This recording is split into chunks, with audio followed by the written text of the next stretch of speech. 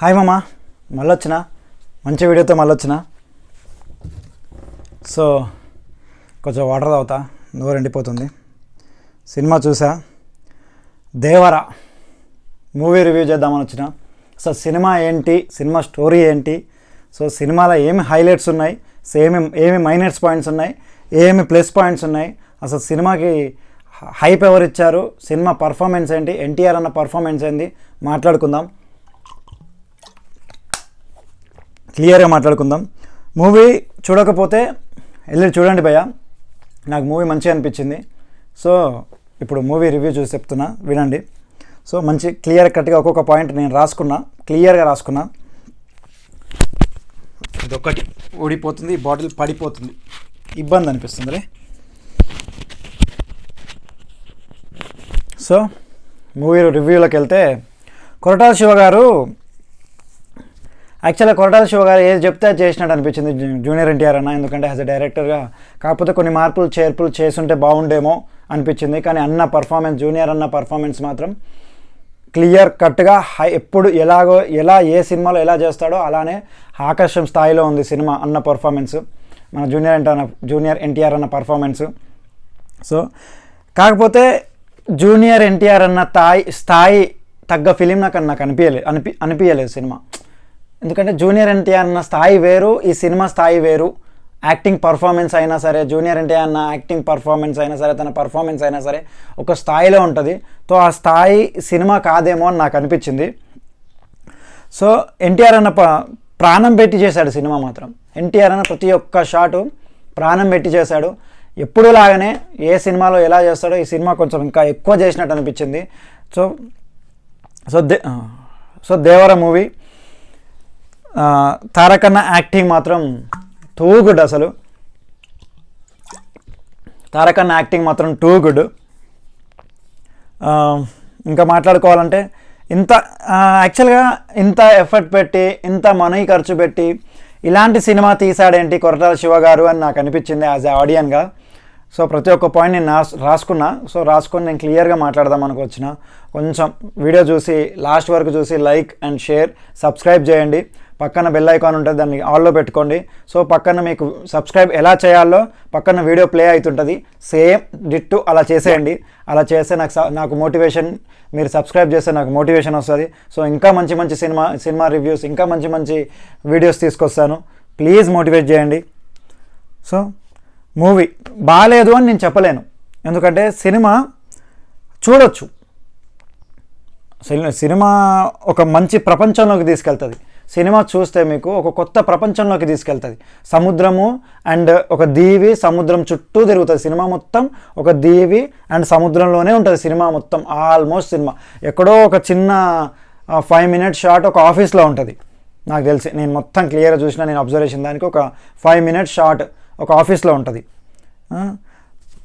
మన ఎన్టీఆర్ అన్న యాక్టింగ్ కోసమైనా సినిమా చూడాలి. మన ఎన్టీఆర్ అన్న యాక్టింగ్ కోసమైనా, తన పర్ఫార్మెన్స్ కోసమైనా ఈ సినిమా చూడాలా. ప్రకాష్ రాజ్ గారు ఇచ్చే స్టార్టింగ్ ఎలివేషన్ ఉంటుంది చూసారా, అది మాత్రం ఎన్టీఆర్ అన్నని దేవర గురించి చెప్తాడు కదా ప్రకాష్ అన్న, ఆ స్టార్టింగ్ ఎలివేషన్ కోసమైనా సినిమా చూడాలా. సో అనిరుద్ బ్యాక్గ్రౌండ్ మ్యూజిక్ గురించి మాట్లాడుకుంటే, అనిరుద్ బీజిఎం బ్యాక్గ్రౌండ్ మ్యూజిక్ పర్లేదు. ఆ సెట్స్ ప్రకారం, తన వెనకాల బ్యాక్గ్రౌండ్ స్క్రీన్స్ ఎలా నడుస్తున్నాయో దాని ప్రకారం మాత్రం అనిరుద్ మ్యూజిక్ మాత్రం హైలైట్ అనిపించింది. సో అది కూడా ప్లస్ పాయింట్ ఒకటి. ఇంకా విజువల్స్ మాత్రం బాగున్నాయి భయ్య. విజువల్స్ మాత్రం సూపర్ అని చెప్పలేను, కానీ బాగున్నాయి. మనకు కొత్త ప్రపంచంలోకి తీసుకెళ్తాయి. అవే విజువల్సే మనం కొత్త ప్రపంచంలోకి తీసుకెళ్తాయి.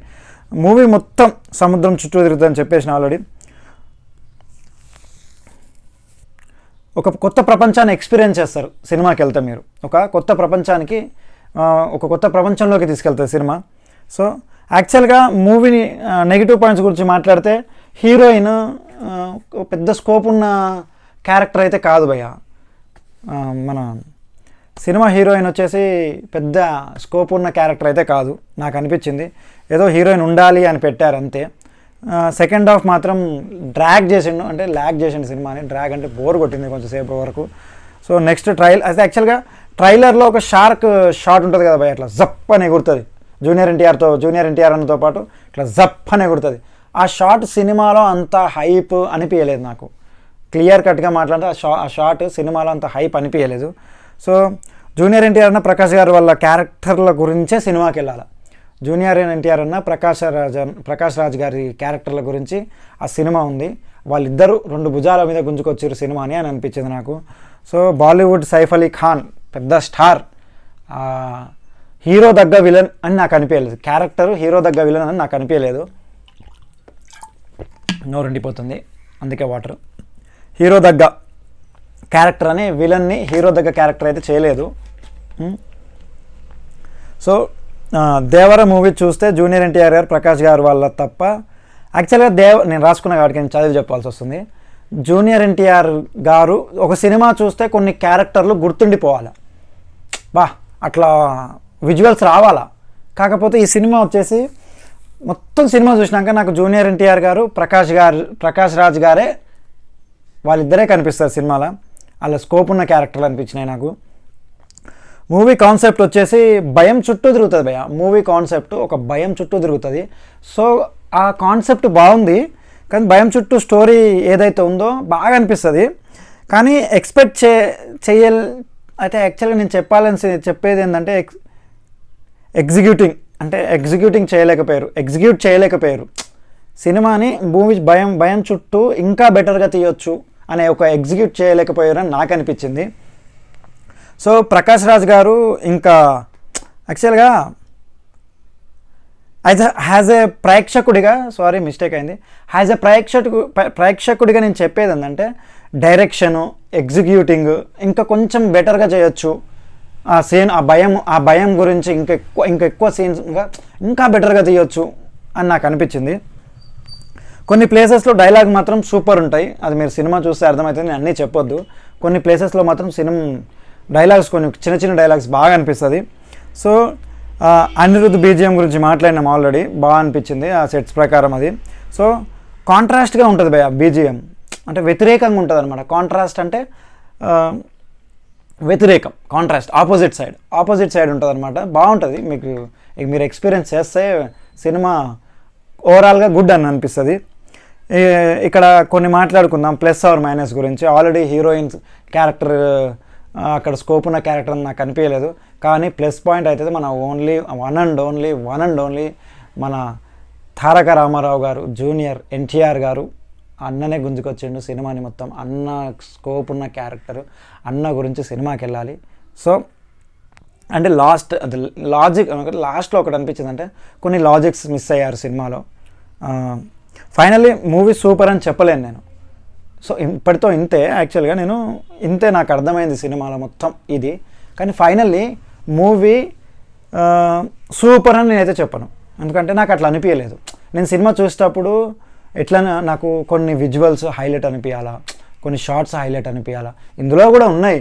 కానీ నేను ఎక్స్పెక్ట్ చేసినంత లేదు, ఎందుకంటే నేను ట్రైలర్గా చూసిన, యాజ్ ఎ ప్రేక్షకుడిగా నేను ట్రైలర్ చూసిన, చాలా ఎక్స్పెక్టేషన్స్తో పోయిన సినిమాకి, చాలా హై ఎక్స్పెక్టేషన్స్తో పోయిన సినిమాకు. సో మీరు ఆ మిస్టేక్ చేయకండి. సో క్లైమాక్స్ సీన్ గురించి మాట్లాడితే ప్రకాష్ రాజ్ గారి క్లైమాక్స్ సీన్ బాగా రాశారు, మాకు అక్కడ బాగా అనిపిస్తుంది ప్రకాష్ రాజ్ గారి క్లైమాక్స్ సీను. సో ఆ ప్రకాష్ రాజ్ గారి క్లైమాక్స్ సీన్ తప్ప ఆల్మోస్ట్ యాక్చువల్గా క్లైమాక్స్ నేను చెప్పేదంటే ప్రకాష్ రాజ్ గారి సినిమా మొత్తం చూసిన వాళ్ళకి ఏమనిపిస్తుంది అంటే ప్రొడక్ట్ చేస్తారనమాట, ఆల్రెడీ క్లైమాక్స్లో ఇది జరగబోతుంది అని క్లియర్గా అర్థమవుతుంది. కాకపోతే అక్కడ డైలాగ్స్ కానీ మ్యూజిక్ కానీ బాగా అనిపిస్తుంది క్లైమాక్స్ సీన్ ఒకటి. సో ఆ క్యారెక్టరైజేషను, మన ప్రకాష్ రాజ్ గారి క్యారెక్టరైజేషను సూపర్ ఉంది. సినిమా ఓవరాల్గా మాత్రం గుడ్, బాగుంది. సినిమా చూడాలి అంటే మన ప్రకాష్ రాజ్ గారి కోసం అండ్ మన సూపర్ స్టార్ మన జూనియర్ ఎన్టీఆర్ అన్న తారక రామారావు గారి కోసం సినిమా వాళ్ళిద్దరే ఉంటారు, వాళ్ళిద్దరే అనిపించారు. మిగతా వాళ్ళ క్యారెక్టర్లకు అంత స్కోప్ ఉన్నట్టు అనిపించలేదు. సో వీళ్ళిద్దరి కోసం సినిమా చూడొచ్చు, బ్యాక్గ్రౌండ్ మ్యూజిక్ కోసం, కొంచెం విజువల్స్ కోసము అండ్ కొన్ని డైలాగుల కోసం మనం సినిమా చూడొచ్చు. సినిమా మాత్రం ఓవరాల్గా గుడ్ ఉంది. నేను మరి ఇయ్యొచ్చో రేటింగ్ అని, నా పరంగా రేటింగ్ మాత్రం 3.7 అంటాను నేను, అవుట్ ఆఫ్ 5. సో సినిమా బాగుంది భయ్య, ఒకసారి చూడండి, మీరు చూస్తే మీకు అర్థమవుతుంది. సో థ్యాంక్ యూ అన్న. ఇప్పటితో ఇంతే వీడియో. మీరు సబ్స్క్రైబ్ చేయండి, లైక్ చేయండి, షేర్ చేయండి, కంపల్సరీ నన్ను ఎంకరేజ్ చేయండి. ఇలాంటి వీడియోలు మీరు సబ్స్క్రైబ్ చేసినప్పుడల్లా ఇలాంటి వీడియోలు నేను తీసుకొస్తూనే ఉంటా. Please, thank you very much.